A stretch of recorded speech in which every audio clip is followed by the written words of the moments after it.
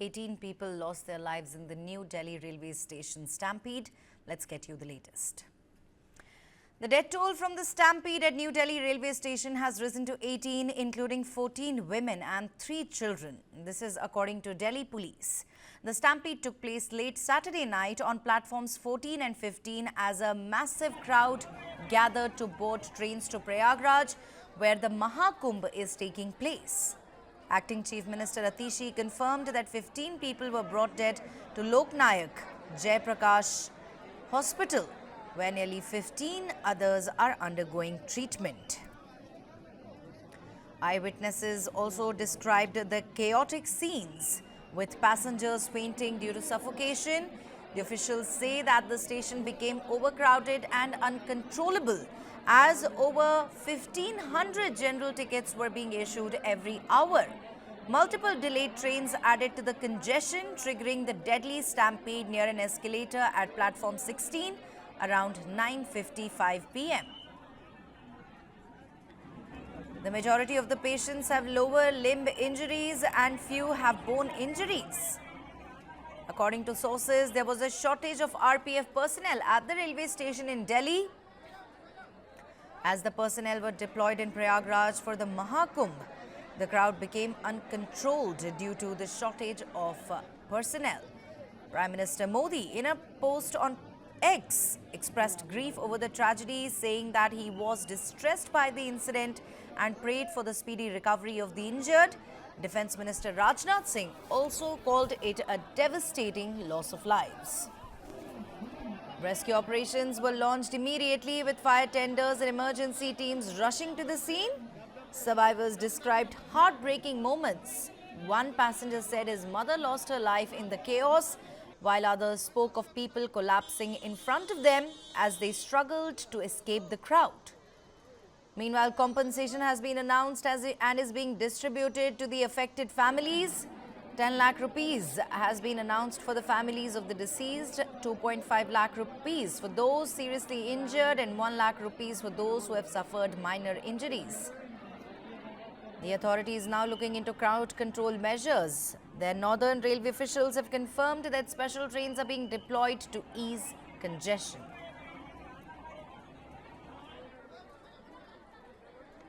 अभी प्रयागराज स्पेशल जा रही है प्लेटफॉर्म नंबर 16 से और ये train as of now Vande Bharat delayed है, लेकिन उसका मैसेज यात्रियों को था, तो इसलिए वहां पे platform number 12 is absolutely fine. Platform number 16 पे अगर आप देखेंगे तो प्लेटफॉर्म 16 पे situation is absolutely under control.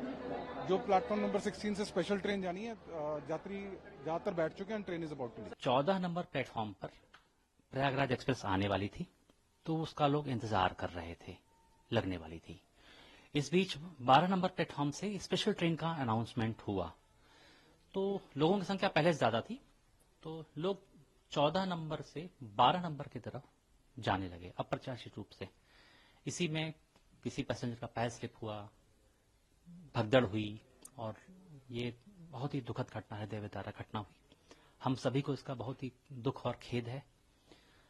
इस हादसे में 18 लोगों की जान गई, 18 लोगों को हमने खोया और 13 लोग घायल हुए. अभी क्षतिपूर्ति तो खैर इसमें क्या हो सकती है, लेकिन तब भी माननीय रेल मंत्री जी ने 10 लाख रुपए की आर्थिक सहायता सभी जो दिवंगत लोग हैं उनके घर वालों को, परिजनों को, गंभीर रूप से घायल लोगों को 2.5 लाख रुपए की सहायता और सामान्य रूप से चोटिल लोगों को 1 लाख रुपए की सहायता की घोषणा की है और लगभग सभी लोगों तक ये धनराशि वितरित भी हो गई है. Now, according to Delhi police, the confusion arose due to train announcements with similar names, starting with Prayagraj. The announcement of the Prayagraj special arriving at platform 16 misled passengers, as the Prayagraj Express was already stationed at platform 14. Those who could not reach platform 14 assumed their train was arriving at platform 16, triggering the stampede. Adding to the chaos, 4 trains were scheduled for Prayagraj, with 3 of them delayed, leading to unexpected crowding.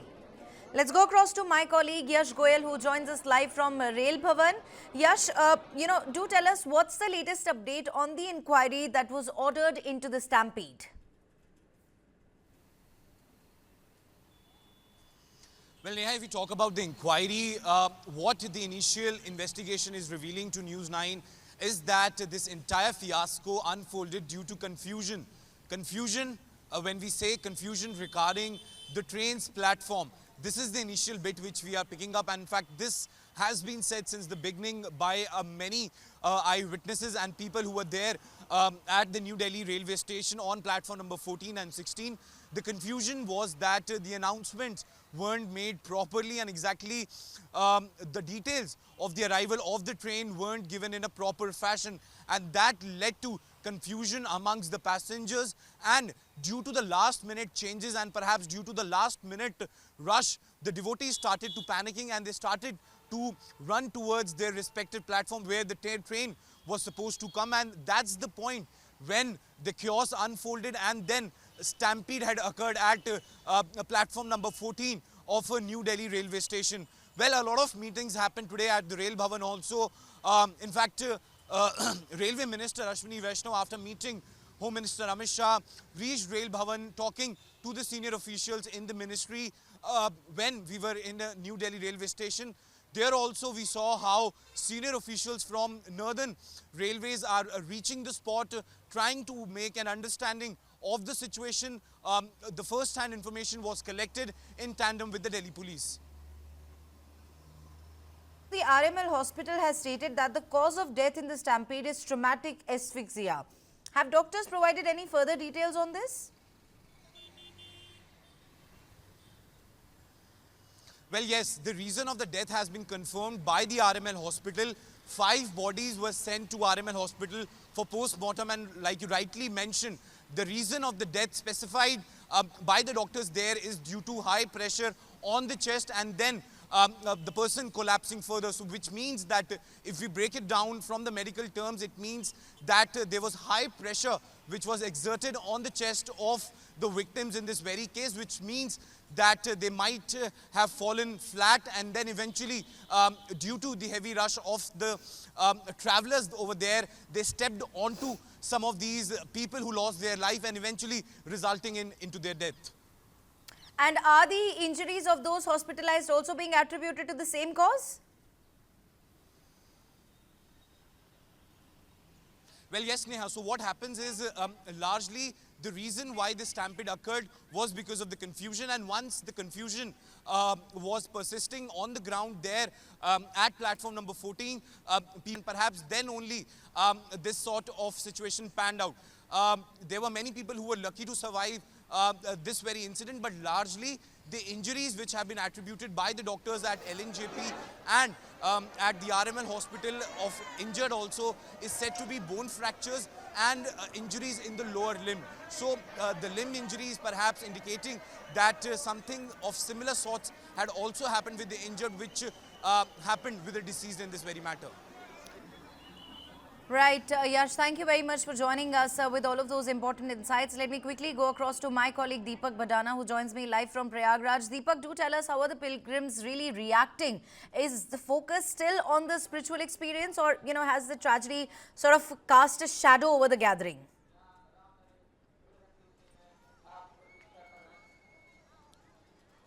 So far, we've talked to a number of pilgrims who've come here. See, today, the number of pilgrims has exceeded any other day in the last couple of weeks. Till 2 p.m., almost 1 crore people had visited Prayagraj. This is against 1.2 crore in the entire day yesterday. We spoke to a number of them, and surprisingly, a number of them were simply unaware of the tragedy that had occurred in New Delhi. The few that were aware, but nevertheless, they were fairly convinced that the focus for them was on the spiritual journey that they had undertaken. They really wanted to be a part of this experience. As of now, authorities are taking things here very seriously. The Chief Minister was here, the Governor also paid a visit. You had Nitin Gadkari who showed up on the scene. the police forces here have been extra alert. In fact, there are traffic jams again happening outside of Prayagraj as forces try to control the ingress of vehicles and pilgrims into the city so as the situation on the Sangam nose does not get overwhelming as it happened on that fateful day. Presently, what we're seeing is even outside the Mela premises, which is a 5,000 hectare area, there are choke points at regular intervals where the ingress of people is being controlled, and they're ensuring that only a small number of people can enter into the area at any given time. This is being coordinated with the number of people that are moving out. Again, there are calls urging people not to sit down, not to collect at any one given point, and first and foremost, to be very aware of their safety and to take all necessary measures. For instance, in the last couple of days, there were also a number of missing cases. We spoke to the people at the missing persons camp here. So while there are some facilities being provided, food and shelter and the like, they're taking every step so that nothing out of the ordinary happens. Over to you. Right. Thank you very much, Deepak, for joining us with all of those important insights. Let's also take a listen to a couple of reactions that's come in on this particular development. हम करीब 8 बजे करीब railway station पहुंचे थे। Railway station पहुंचने के बाद जीने से नीचे प्लेटफॉर्म की तरफ जा रहे थे। जीने पर भीड़ में हमारा परिवार दब गया, जिसमें मेरी बहन दब गई, छोटे वाले भाई की वाइफ, मेरी वाइफ, मेरी बेटी, छोटी वाली, बड़ी वाली, ये सारे दब गए थे। तो इनको तो निकाल लिया। मेरी बहन बहुत देर बाद मिली, वो करीब आधे घंटे लग गए उसे ढूंढने में। फिर उसके बाद जब आधे घंटे बाद ढूंढा तो उसके बाद करीबन 40-50 मिनट करीब उसे CPR देते रहे, 50 मिनट, क्योंकि कोई रास्ता नहीं था जाने आने के लिए। फिर एक पड़ोसी भी गए हुए थे, तो पड़ोसियों ने पटरी से पटरी होते हुए हम बाहर एम्बुलेंस तक पहुंचे। फिर एम्बुलेंस से गाड़ी LNJP लेके चली गई। फिर वहाँ कुछ देर रखा वहाँ तक डेथ हो चुकी थी। बीच में आके फंस गए, न पीछे जाने का रास्ता, न आगे जाने का रास्ता। प्रशासन कोई है नहीं यहाँ पे, कोई देखभाल करने वाले कि हाँ भाई रुक जाओ, बिठा जाओ, आगे निकलने वाले को। इधर से जा भी रहे थे लोग, उधर से आ भी रहे थे लोग, एक साइड से जा रहे थे, एक साइड से आ रहे थे। मिली नहीं, ढूंढ LNJP गया हूँ, वहाँ गया, क्या नाम है, लेडिंग हार्डिंग गया हूँ, वहाँ भी आया हूँ। फिर यहाँ पुलिस पे यहाँ रिपोर्ट भी दर्ज करवाया हूँ यहाँ पे। तो ये कर रहे हैं कि चलो शाम तक देखता हूँ, कुछ खबर मिलता है तो मैं बताता हूँ। मोबाइल नंबर, एड्रेस दे के आया हूँ वहाँ पे। All right, moving on now, the announcement of a sharp increase in Bengaluru Metro fares has left commuters frustrated, resulting in a significant dip in ridership since the announcement. Bengaluru Metro has seen a sharp drop in the ridership this week, and the numbers tell the story. On Tuesday, the 11th of February, ridership stood at 7.78 lakh, nearly 80,000 fewer passengers compared to 8.58 lakh the previous Tuesday. Monday, the 10th of this month, also saw a dip, 8.2 lakh, down by 50,000 from the week before. The slide, viewers, continued. On Wednesday, the 11th of Feb, ridership fell to 7.62 lakh, a drop of over 1 lakh from 8.67 lakh the previous week. And on Thursday, the number slipped further, 7.51 lakh, down by 1.13 lakh compared to the same day last week. Even on Friday, the trend held. Ridership at 7.63 lakh, falling over 1 lakh short of the previous Friday's 8.7 lakh. Now, for 3 straight days, Bengaluru Metro, viewers, has lost over 1 lakh passengers daily owing to the sharp increase in Bengaluru Metro fares. The political battle in Assam has taken a dramatic turn, with Chief Minister Himanta Biswa Sarma escalating his attack on Congress MP Gaurav Gogoi over allegations related to his British wife, Elizabeth Colburn. Sarma has hinted at the possibility of a police case and the formation of a special investigation team to probe Colburn's alleged links to Pakistan. Speaking to reporters, the Assam Chief Minister claimed that a detailed inquiry will be conducted, scrutinizing not just Colburn but the entire ecosystem and sympathizers connected to her. Sarma raised concerns that the ISI may have attempted to infiltrate the Chief Minister's office during the tenure of Gogoi's father, the late Tahawwur Gogoi, who served as Assam's Chief Minister. The controversy erupted after Sarma alleged that Colburn had visited Pakistan post-marriage, though he admitted it remains unclear if Gogoi accompanied her. He also suggested that various deep connections were emerging and passport and visa details would need to be verified. The Chief Minister also flagged an old social media post by Colburn from 2014, where she expressed concern over events in Islamabad, Pakistan. Sarma also questioned why she was so invested in Pakistan's affairs and demanded that she clarify her stance. Meanwhile, now Gaurav Gogoi has in fact hit back strongly, calling the allegations baseless and part of a larger attempt by the BJP to malign his family's reputation. He accused the ruling party of crossing all limits in its bid to defame him. In an emotional response, Gogoi there penned a letter in Assamese addressed to his wife, which he shared on social media. In it, he expressed gratitude to Colburn for embracing his family, language and culture while raising their 2 children in India. He insisted that retaining British citizenship was not a crime and that his wife had no involvement in politics. "You're not Isai, you are an intelligent and talented woman. Keep faith in the love and blessing of the people of Assam. Everyone knows the truth," Gogoi wrote, signing off with Satyamev Jayate, "Truth shall prevail." To counter the allegations, Gogoi also shared a video of Colburn wearing a traditional Assamese Mekhela Sador and singing a Bihu song with local women. The Congress leader framed this as proof of her deep integration into Assamese culture. Now, despite his pushback, Sarma remains firm on his stance, insisting that the allegations need to be investigated at the highest level. He maintains that this is no longer just a political issue, but a serious national security concern. Congress General Secretary Jairam Ramesh has also tweeted that all of this is done because 12 months from now there will be elections in Assam. The BJP government have no performance to show. They are unable to fulfill any of their promises, and in order to hide their failures, they are embarking upon a mischievous and malicious, baseless, factless, slanderous campaign, and we will definitely be taking the appropriate action. At the same time, I have full faith in the wisdom of the people of Assam that they can see through this obvious slander campaign, and the way the people of Jharkhand voted out the rhetoric of Himanta Biswa Sarma ji during the Jharkhand Vidhan Sabha elections, the same wisdom of the Assamese people will prevail. They will see through this mischievous slander and will vote in a Congress-led government in the upcoming assembly elections.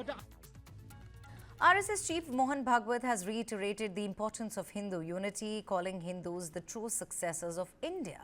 Speaking at an RSS event in Bardhaman, West Bengal, Bhagwat said the Sangh's mission is to organize Hindu society as it is the responsible force of the nation, emphasizing that India's identity lies in embracing diversity, adding that those who uphold this tradition are truly Hindus. Bhagwat also invoked historical examples, saying India remembers leaders who sacrificed for values, not just emperors. संपूर्ण हिंदू समाज का संगठन करना चाहता है। हिंदू समाज का संगठन क्यों? क्योंकि इस देश का उत्तरदायी समाज हिंदू समाज है। अमृत वचन पहले पढ़ा गया, वो आपने सुना। भारतवर्ष एक भूगोल नहीं है केवल। भूगोल तो छोटा बड़ा होते रहता है, परंतु भारत तब कहा जाता है जब उसका एक स्वभाव होता है। भारत का एक स्वभाव है,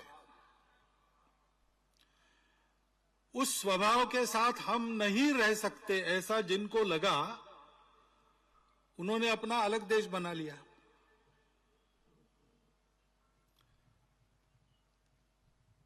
तो स्वाभाविक ये है कि जो नहीं बिछड़े उन सबको भारत नाम का स्वभाव चाहिए।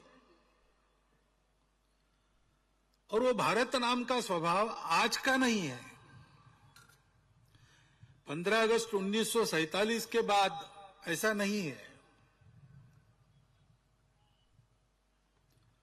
वो उससे भी प्राचीन है।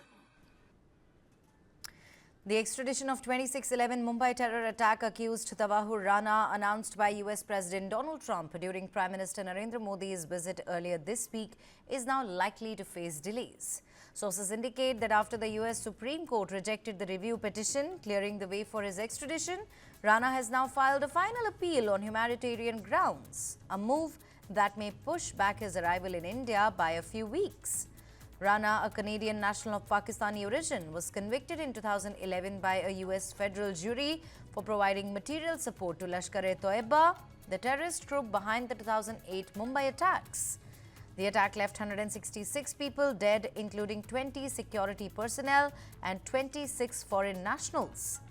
During a joint press conference with Prime Minister Modi, President Trump had announced the 26/11 plotters' extradition. Take a listen. Today I'm pleased to announce that my administration has approved the extradition of one of the plotters and one of the very evil people of the world, and having to do with the horrific 2008 Mumbai terrorist attack, to face justice in India. So he's going to be going back to India. On Saturday, reports suggested that Rana has filed a final appeal on humanitarian grounds in a US appeals forum, and this could delay the extradition by a few weeks. All right, moving on now. Hamas released multiple Israeli hostages in Gaza on Saturday, while Israel freed hundreds of Palestinian prisoners and detainees in exchange. The swap came after Egyptian and Qatari mediators intervened to prevent a breakdown of the fragile ceasefire.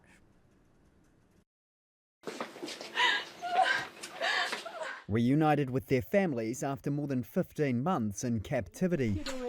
These 3 Israeli hostages were released by Hamas on Saturday after mediators helped avert a collapse of the fragile ceasefire. In exchange, Israel freed some 369 Palestinian prisoners and detainees who arrived home in buses to cheering crowds. Earlier, the 3 Israelis were led onto a stage in Khan Yunis, flanked by armed Hamas militants. They were then handed over to the Red Cross to be escorted to Israeli forces. Families watched the live broadcast as the trio was safely released. Many unable to contain their joy at seeing their loved ones again. We saw him alive and walking on his own feet, and I can't explain. It's just so, and I don't have words for this. Israeli forces transported the trio back to Israel via helicopter, where they received a hero's welcome. Busloads of Palestinian prisoners then arrived in Ramallah in the West Bank. This man said he had been detained for over 23 years, but that the last year and a half had been the most difficult. The swap allayed growing alarm that the ceasefire agreement could unravel before the end of its first stage. 19 Israeli and 5 Thai hostages have been released so far. 73 are still in captivity, with around half of them declared dead in absentia by Israeli authorities. Prospects for the survival of the ceasefire between Israel and Hamas have been shaken by US President Donald Trump's call for Palestinians to be resettled permanently out of Gaza. Trump has said he wants the tiny enclave to be turned over to the US and redeveloped as a seaside resort. That idea has been rejected out of hand by Palestinian groups, Arab states, and Western allies of Washington.